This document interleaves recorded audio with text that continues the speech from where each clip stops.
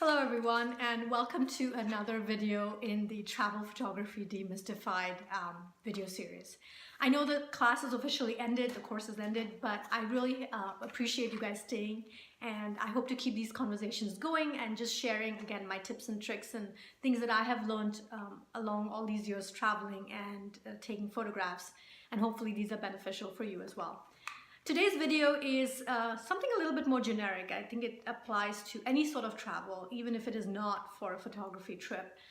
It's just things that are really convenient and just make life on the road a little bit easier. The first thing I absolutely take with me on any sort of trip is my power charger that's specifically for cars, vehicles. So the outlet is actually this sort of connector that pretty much plugs into any sort of power outlet in the car. I know the newer cars, it's actually called power plug, but in the older cars, it's traditionally where the cigarette lighter is kind of placed. So this just plugs right in, and mine is a pretty old model, so I have two power outlets and two USB ports. So I just either take my camera battery connected, or I travel with rechargeable batteries for my flash. So I just connect that into the power outlet, and this goes into the car plug, and I'm good to go. It's really, really convenient, especially when you're traveling internationally, because I don't have to worry about the voltage compatibility, having the right sort of plug. At least when I'm on the road, I have used this in Ubers. I have used this in taxis. I'm not afraid to just ask the driver, hey, can you just plug this in? I need to charge my phone, or I need to charge my camera. They're pretty accommodating for the most part. The only place I guess I've not tried this is in an auto rickshaw in India. Again, they might have a plug. I just have never really had the need to do it. So this is really, really convenient, especially when you're traveling and on the road a lot. It's saved me in a pinch quite a few times.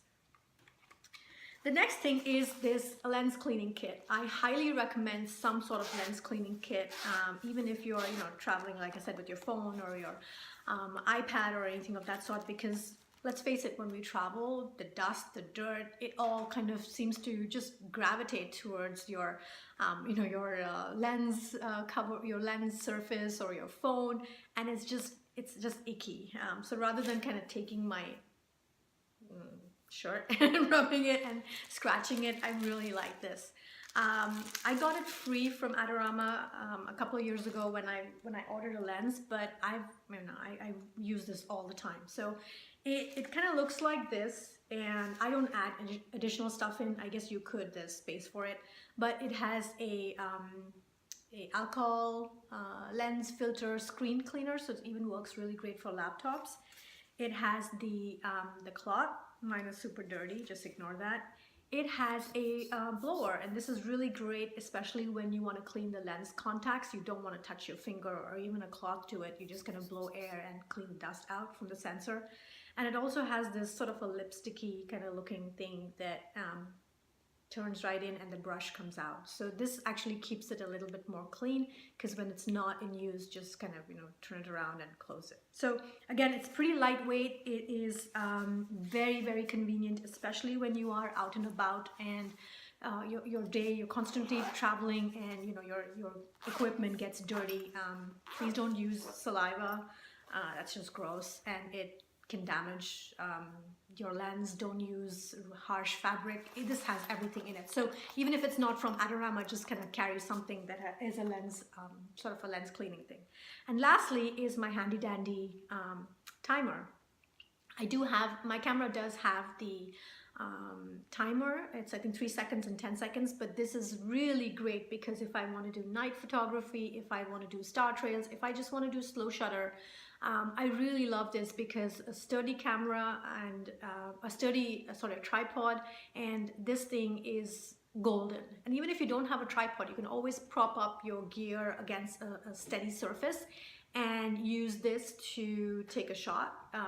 Or if you want to be in the shot. I mean, you know, I barely have any pictures of me when I'm traveling with my family, but I always have this because I want to be in the pictures, and I want to be a part of that experience when we look back and, you know, see them years later. So these are the three things that I really travel with all the time. I welcome any sort of feedback. If you have other things that have really worked for you, feel free to post in the comments, and let's share the knowledge with the community. So thank you so much, and I'll see you soon. Bye.